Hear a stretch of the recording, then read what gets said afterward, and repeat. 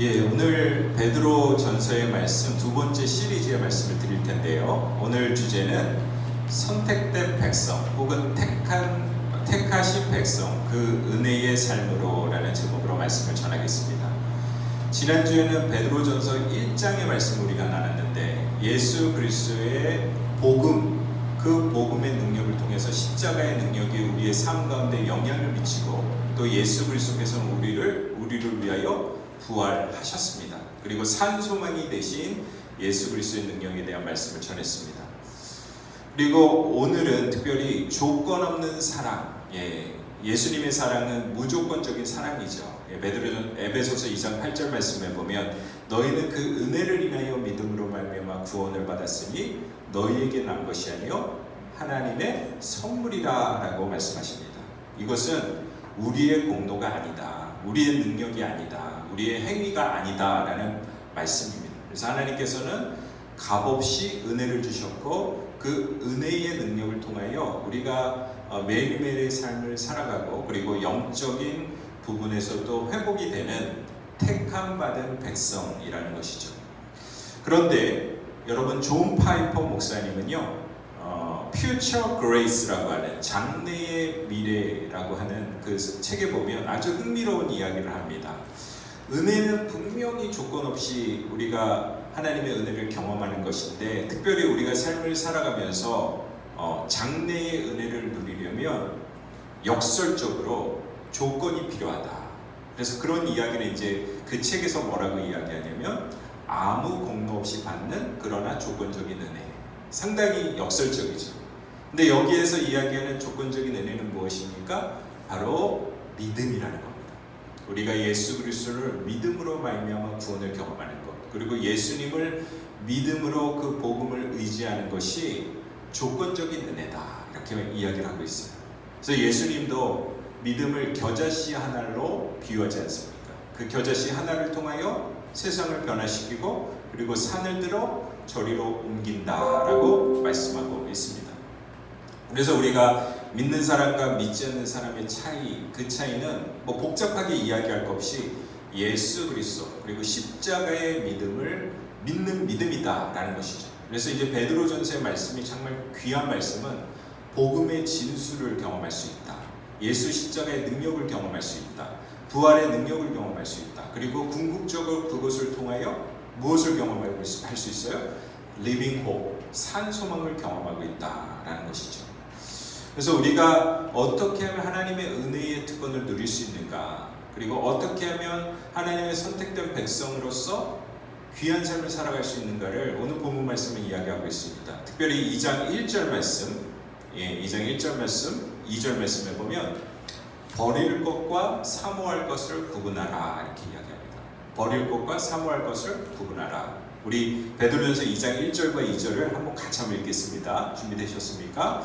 시작! 그러므로 모든 악독과 모든 기만과 외식과 시기와 모든 비방하는 말을 버리고 갓난 아기들같이 순전하고 신령한 젖을 사모하라. 이는 그로 말미암아 너희로 구원에 이르도록 자라게 하려 함이라. 여기서 갓난 아기를 비유로 이야기하고 있습니다. 여러분, 갓난아기가 가장 시급한 게 뭔가요? 갓난아기에게 대학 공부를 시키는 것? 갓난아기에게 전문적인 기술을 가르쳐주는 것? 그것이 아니죠. 갓난아기에게 가장 시급한 것은 태어나자마자 아기를 안았을 때 어머니의 젖이다, 이렇게 이야기합니다. 그리고 그 어머니의 젖이 없다면 그 아이는 자랄 수가 없죠. 그리고 성장할 수가 없습니다. 그래서 베드로도 비유적으로 우리의 신앙도 똑같이 신령한 젖이 필요하다, 이렇게 이야기합니다. 근데 이 신령한 젖은요, 두 가지의 의미가 있는데, 첫 번째, 하나님의 백성은 하나님의 말씀으로 양육된다, 이겁니다. 그래서 하나님의 말씀으로 우리가 성장하시는 것이에요. 고 한경진 목사님은 1955년에 1월 16일 날 영락교회에서 목회를 하실 때에 주일 낮 예배에서 오늘 저하고 이제 비슷한 본문을 선택하셔가지고 신령한 젖을 사모하라, 이렇게 말씀하세요. 이 신령한 젖은 뭐라고요? 하나님의 말씀입니다. 그래서 그동안 한국교회가 세계 어느 선교지보다 먼저 부흥한 원인 가운데 하나는 한국교회가 30년, 40년 전부터 하나님의 말씀, 그 성경 공부를 했기 때문에 그렇다. 이게 제 이야기가 아니라 1955년에 한경직 목사님이 이야기했던 내용이에요. 그런데 여러분 한번 생각해 보십시오. 1955년에 30년, 40년 전이라면 일제시대입니다. 일제시대. 그리고 목사님이 이렇게 회고를 합니다. 그때에는 아침에 정신 예배를 보지 않고 다 모여서 먼저 1시간 혹은 1시간 반 하나님의 말씀을 공부하고, 그리고 난 다음에 정식 예배는 오후 2시 예배를 드렸다. 이렇게 얘기해요. 저는 이 전통을 살펴보니까는요, 한국교회가 이제 대예배라고 이야기하는 예배가 11시 예배잖아요. 혹은 어느 교회는 11시 30분 예배, 11시 근간에 있는 예배가 대예배가 되는데, 한국교회 초기에는 11시 예배가 대예배가 아니었다 이거예요. 그래서 먼저 오전에 사람들이 하나님의 말씀 1시간, 2시간 공부하고, 그리고 나서 뭘 했습니까? 예배를 드렸다. 그래서 우리 서먼트 교회도 한번 그렇게 한번 해볼까, 그렇게 기도를 하고 있습니다. 그래서 일제강점 시기에 한국 사회가 정말 어려울 때, 그리고 한국교회가 가장 어려운 시기에 한국교회는 무엇을 매달렸다고요? 신령한 전, 하나님의 말씀을 붙들고 그것이 한국교회의 신앙적 유산이었다, 뿌리였다라는 것입니다. 그런데요, 요즘에 어떤 분들이 하나님의 말씀을 너무 지식적으로만 많이 하는 것, 그리고 삶에 적용하지 않는 것, 그것은 좋지 않은 것입니다. 그렇기 때문에 우리가 너무 하나님의 말씀 많이 배우는 것 좋지 않습니까? 어떻게 생각하십니까? 그러면서 그분들은 제자훈련의 무용론을 이야기해요. 제자훈련의 무용론. 근데 물론 이제 그 말씀의 뜻을 제가 100% 모르는 건 아니지만, 하나님의 말씀을 우리가 먼저 배우고 익히고 읽고 암송하고, 그리고 그 이후에 우리의 삶 가운데 적용하는 게 너무너무 중요하죠. 그래서 하나님의 말씀을 사모하고 훈련받는 것은 너무 중요한 것입니다. 그래서 아까 제가 광고 시간에 왜 개척하셨는데 이렇게 하나님 말씀 공부가 많습니까? 제자훈련이 많습니까? 저기가 우리가 신령한 젖을 사모하기 위해서 우리 서번트 교회가 그렇게 나아가는 것입니다. 선택받은 백성은요, 하나님의 말씀을 사모하는 것, 그것은 선택의 문제가 아닙니다. 필수적인 문제다라는 거죠. 그래서 신령한 젖, 하나님의 말씀을 사모해야 될 뿐만 아니라, 또 신령한 젖이라고 하는 것은 하나님과의 관계성을 이야기하는 거예요. 예를 들면 여러분, 어머니가 아이를 이 젖을 줄 때에 그 안에 정말 깊이 있는 관계가 유지되는 것처럼, 신령한 젖이라고 하는 것은 하나님과 우리와 하나님과의 깊이 있는 관계를 이야기하는 것입니다. 그래서 우리가 이렇게 고백해야 되죠. 우리 한번 따라하시겠습니다. 우리는 하나님과 관계를 맺고 있기에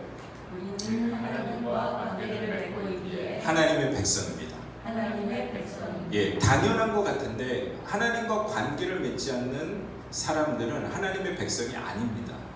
예, 하나님과 관계를 맺기 때문에 하나님의 백성인 것이죠. 그렇기 때문에 오늘 본문 말씀의 제목처럼 우리는 선택된 백성이다라는 것입니다.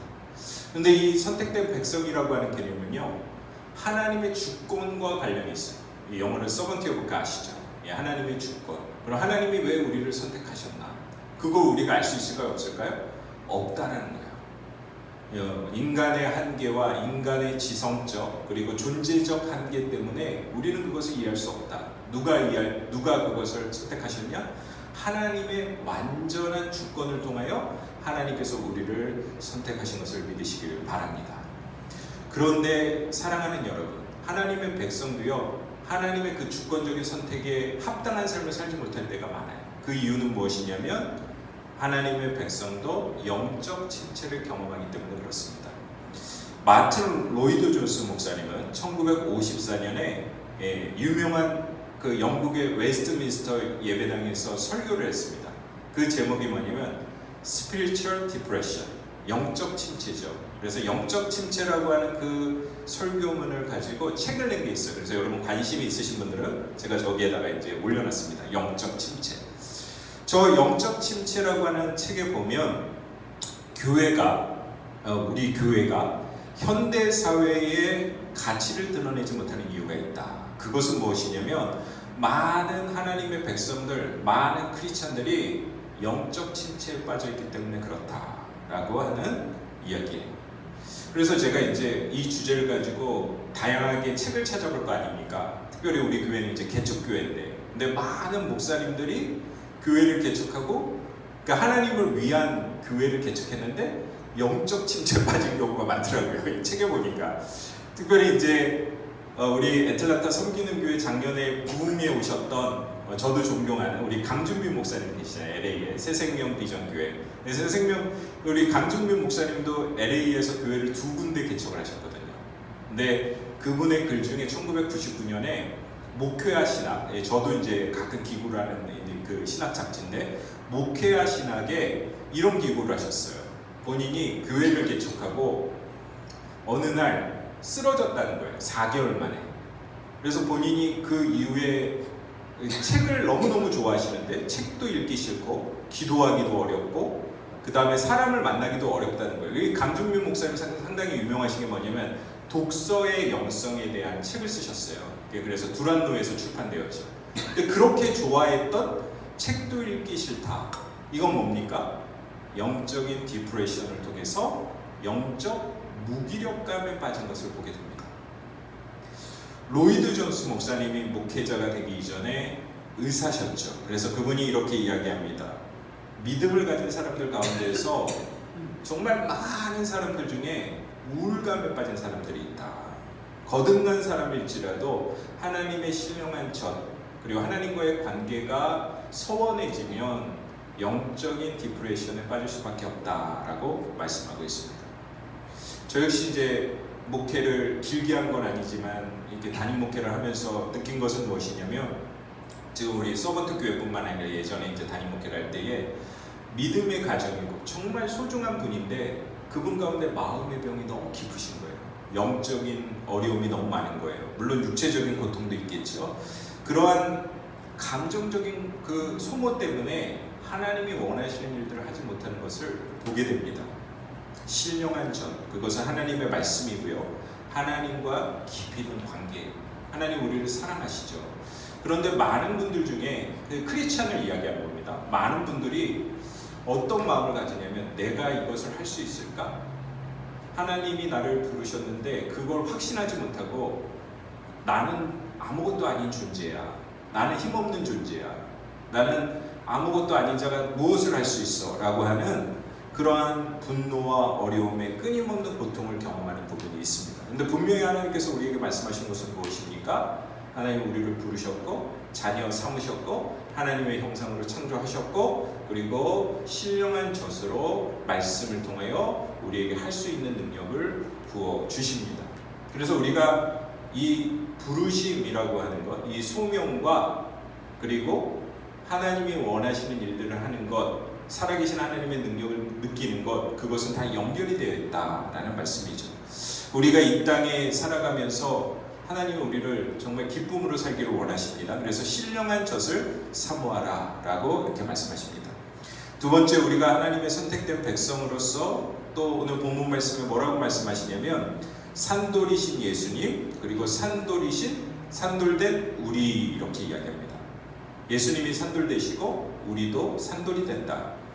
베드로전서 2장 4절부터 5절 말씀 한번 다 같이 한번 읽겠습니다. 예, 준비가 되셨죠? 시작. 사람에게는 버림바 되었으나 하나님께는 택하심을 입는 보배로운 산돌이신 예수께서 나아가 너희도 산돌같이 신령한 집으로 세워지고 예수 그리스도 말미암아 하나님이 기쁘게 받으실 신령한 제사를 드릴 거룩한 제사장이 될지니라. 여기에서 베드로는 구체적인 이미지를 이야기하고 있습니다. 그것이 무엇입니까? 건축자들이 버린 돌, 그것을 모퉁이 돌이라고 하는데 그 모퉁이 돌이 머릿돌이 되었다. 이것은 시편의 118편에 나와 있는 말씀이죠. 우리가 복음서를 읽거나 아니면 신약 성경을 읽게 되면 시편을 무려 93번을 인용한 것을 알 수 있어요. 그래서 시편과 신약 성경은 긴밀하게 연관이 되어 있습니다. 특별히 시편 118편 말씀에 보면 주께서 나에게 응답하시고 나에게 구원을 베푸셨으니 내가 주님께 감사를 드립니다. 건축하는 사람이 내버린 돌이 집 모퉁이의 머릿돌이 되었다 라고 말씀하십니다. 그래서 예수님이 세상에 버린 돌이 되셨다. 그런데 세상 사람들이 볼 때는 십자가는 저주의 자리죠. 신명기서에 말씀해 보면 십자가에 매달린 자는 저주받은 자니라 이렇게 표현을 합니다. 그런데 놀라운 것은 예수 그리스도께서 그 저주받은 십자가에 못 박혀 돌아가심으로 말미암아 우리에게 산 소망 되시고 새 소망이 주시고 복음의 능력을 주셨다라는 것이죠. 시편 118편 말씀은 하나님께 드리는 감사의 찬양입니다. 특별히 이스라엘 백성들이 6월절 절기가 이스라엘 백성들 가장 큰 절기이지 않습니까? 특별히 레위기 23장 말씀을 보면 7개의 그 이스라엘 백성들이 지켰던 절기가 있는데 그 중에 가장 핵심이 봄의 절기인 6월절이에요. 6월절 절기의 의미는 무엇입니까? 출애굽하는 백성들이 예수 어린 양을 잡아서 어린 양의 피로 말미암아 장자의 죽음을 극복했다 이거 아닙니까? 근데 이것을 신약적으로 우리가 해석을 한다면 6월절 어린 양 되시는 예수 그리스도의 보혈의 피, 그 능력의 피를 통하여 우리가 구원을 경험했다라고 하는 부분과 연결이 되는 것이죠. 그래서 베드로전서 2장과 시편 118편은요 함께 읽을 필요가 있습니다. 그래서 댁에 가셔서 한번 그 장을 비교하면서 한번 읽어보시면 좋겠습니다. 그런데 놀라운 것은요, 여기에서 베드로가 예수님이 산돌 되셨다 여기로 멈추지 않고 뭐라고 말씀하십니까? 너희도 우리도 산돌 같이라고 말씀하십니다. 그래서 예수님이 산돌이 아니라 우리도 산돌이다. 예수님도 산돌이고 우리도 산돌이다 라고 이야기해요. 그런데 그 산돌들은 신령한 집을 세우는 하나의 요소들입니다. 오늘 본문 말씀을 보면 여러분 한번 생각해 보십시오. 정말 아름다운 수석이 있어요. 그래서 이제 한국에 미국에 아름다운 돌들을 수집하시는 분들이 있습니다. 그래서 계곡을 주일날에도 그리고 쉬는 날에도 이렇게 막 다니시면서 정말 아름다운 돌들을 모아놔요. 그런데 여러분 아무리 아름다운 돌일지라도 그 하나를 가지고 집을 세울 수는 없습니다. 그리고 그 돌들이 모여져서 쌓여질 때에 하나의 집이 완성이 되는 거죠. 그것은 무엇입니까? 개인의 부르심도 중요하지만 하나님 교회를 향한 교회의 소명이 있다라고 말씀하고 계시죠. 그러면서 1절 말씀에 베드로가 악독, 기만, 외식, 시기, 비방 이것은 다른 사람과의 관계 안에서 일어나는 죄들입니다. 이것을 이야기한 이유가 뭐냐면 돌과 돌 사이에 균열을 만들기 때문에 여기에서 이야기하는 돌은 누구입니까? 바로 우리가 돌이다 라는 거예요. 그런데 돌과 돌이 함께함으로 쌓일 때에 하나님의 성전이 온전하게 세워진다라고 하는 것이죠. 베드로전서 2장 6절부터 8절 말씀을 보면 보라 내가 택한 보배로운 모퉁이 돌을 시온에 두노니 그를 믿는 자는 부끄러움을 당하지 아니하리라. 이 돌은 건축자들이 버렸더니 모퉁이의 머릿돌이 되고 부딪히는 돌과 걸리는 반석이 되었다 하니라 라고 말씀하십니다. 그래서 예수님께서 버린 돌이 되셨지만 그 머릿돌이 정말 소중한 귀한 살아있는 돌이 된 것처럼 우리 하나하나가 하나님이 보시기에 소중한 사람이고 택하신 백성이다 이렇게 말씀하신 것이죠. 사랑하는 여러분, 우리는 가지각색의 모양의 돌입니다. 그리고 그 돌이 모여서 기초를 세우고 하나님의 소명에 합당한 삶을 살고, 그리고 우리 섬기는 교회, 애틀란타뿐만 아니라 뉴저지 섬기는 교회의 큰 비전이 무엇입니까? 예배로 모이고 선교로 흩어진다. 그러한 우리가 하나님의 은혜 가운데서 살아있는 돌의 역할을 해야 되지 않겠습니까? 세 번째로 오늘 본문 말씀에 택한 족속과 관련돼서 택한 족속은 우리의 정체성이며 사명입니다. 뭐라고요? 우리의 아이덴티티다 이렇게 이야기합니다. 2장 9절 말씀 한번 다 같이 한번 읽겠습니다. 준비되셨죠? 시작! 그러나 너희는 택하신 족속이요 왕같은 제사장들이요 거룩한 나라요 그의 소유된 백성이니 이는 너희를 어두운 데서 불러내어 그의 기이한 빛에 들어가게 하신 이의 아름다운 덕을 선포하게 하려 하심이니라. 참 제가 이 말씀을 너무너무 좋아하는 말씀 중에 하나입니다. 이 말씀은요 두 가지의 의미를 동시에 함축하고 있는 구절이에요. 첫 번째는요 구별성이고요, 두 번째는 보편성입니다. 첫 번째가 뭐라고요? 구별성. 두 번째는 보편성입니다. 먼저 택하신 족속이라고 말씀하세요. 그리고 거룩한 나라, 여기에서 거룩이라고 하는 것, 택하다라고 하는 것은 구별성을 의미하는 수식어죠. 그래서 특별히 거룩하다라고 하는 단어는 헬라어로 하기온이라는 단어인데요. 히브리어는 코데시라는 뜻입니다. 문자적으로는 잘라냄, 분별됨, 분리함 이런 뜻이에요. 그러니까 우리가 세상과 분별된 삶을 살아가고 거룩한 삶을 살아간다라고 하는 것은 세속적인 사회 안에서도 일상의 삶 가운데에 그리스도의 빛과 소금의 역할을 감당해야 된다라고 하는 말씀이죠. 제가 특별히 이번 초에 제가 이제 아시는 것처럼 애틀란타 섬기는 교회 우리 그 성결 세계관에서 있으면서 기도하는 가운데 하나님께 받은 말씀이 있어요. 이 말씀과 관련돼서 그 말씀 여러분들 잘 아시는 디모데후서 2장 20절부터 21절 말씀입니다. 한번 제가 읽겠습니다. 그 집에는 금그릇과 은그릇뿐만 아니라 나무그릇과 질그릇도 있어 귀하게 쓰인 것도 있고 천하게 쓰인 것도 있나니 그러므로 누구든지 이런 것에서 자기를 깨끗게 하면 귀히 쓰인 그릇이 되고 거룩하고 주인의 쓰임에 합당하며 모든 선한 일에 준비함이 되리라 라고 말씀하십니다. 근데 우리가 구약 성경에요 예레미야서와 이사야서를 이렇게 읽어보면 우리 하나님은 토기장이라고 합니다. 그리고 우리는 뭐예요? 질그릇이에요. 주는 토기장이 이렇게 표현하지 않습니까? 그런데요 이 디모데후서 말씀에 그릇은 가지각색의 그릇이 있습니다. 아름다운 그릇도 있고 값비싼 그릇도 있고 그리고 막 쓰는 질그릇도 있어요.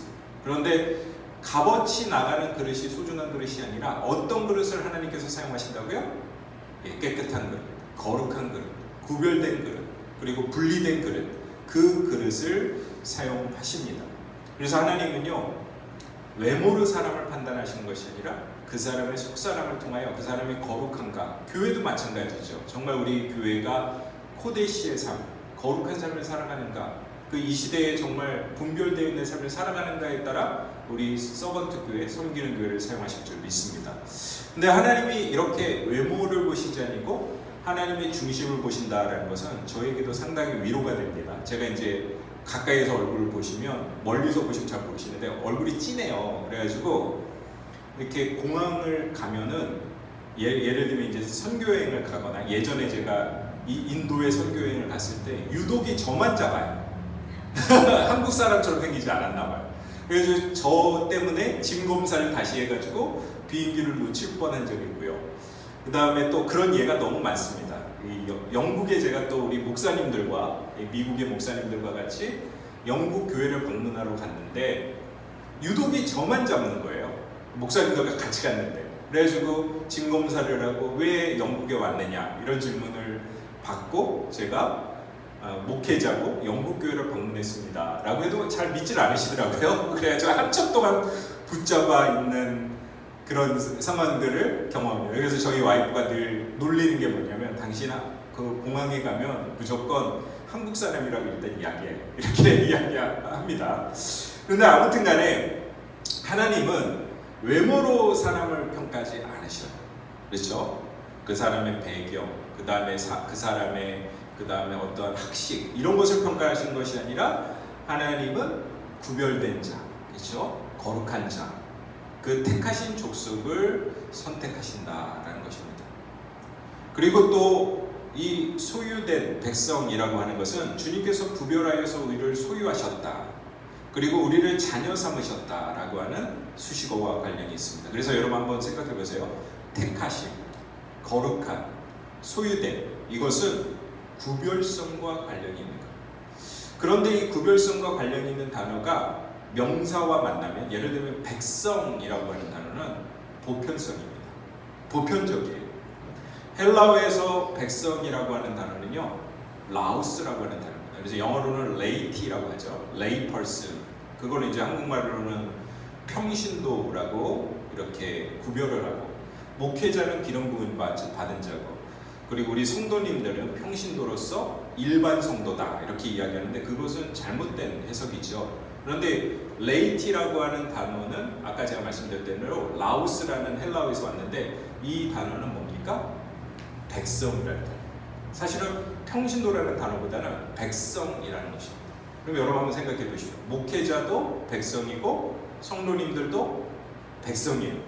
그래서 하나님께서 우리를 부르시고 하나님의 교회를 세우기를 원하신다라는 것입니다.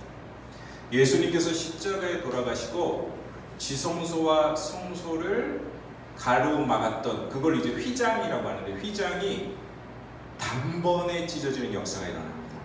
그래서 하나님께서는 우리를 제사장을 삼으셨다 이렇게 말씀하십니다. 히브리서 4장 16절 말씀에 보면 그러므로 우리가 긍휼하심을 받고 때를 따라 돕는 은혜를 얻기 위하여 은혜의 보좌 앞에 담대히 나아갈 것입니다.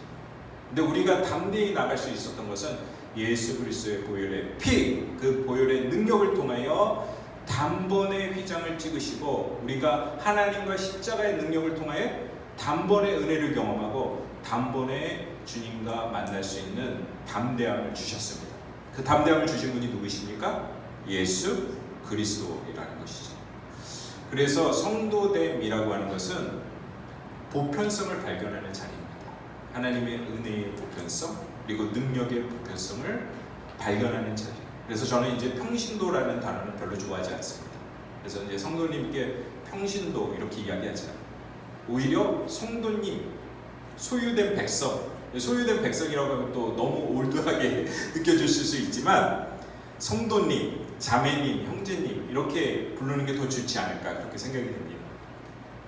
베드로전서 2장은 우리를 제사장 삼으셨다 이렇게 말씀하세요. 그래서 하나님은 교회 안에 우리가 예배자로 서기를 원하고 그리고 우리가 제자 되는 삶, 제자 삼는 삶 그리고 제사장의 역할을 담당하기를 원하신다.